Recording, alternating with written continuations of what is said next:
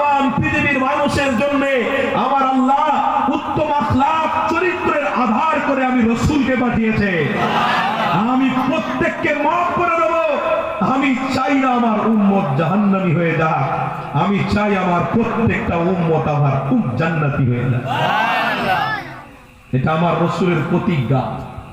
তাই বড় বড় দুশমনকে মাফ করেছি। ফতে মক্কা, ফতে কাবা, যখন ফতে হচ্ছে কাবা বাইতুল্লাহ শরীফে আমার নবী পাক 1 লক্ষ সাহাবা হুজুরদের নিয়ে যাচ্ছেন। যারা দুশমনী করেছিল সব ঘরের ভিতর ঢুকে যাচ্ছে, এই মোহাম্মদ আছে অস্ত্র অস্ত্র নিয়ে মেরে ফেলে দেবে, সব শেষ করে দেবে। শোনো যুবক, আজকে শোনো, সেই রাসূলের কথা বলতে এসেছি, শোনো। আজ তো আমরা এক বড় লোককে দেখলে হিংসা করি, কে গরিব লোক তাদেরকে গুরুত্ব দিই না।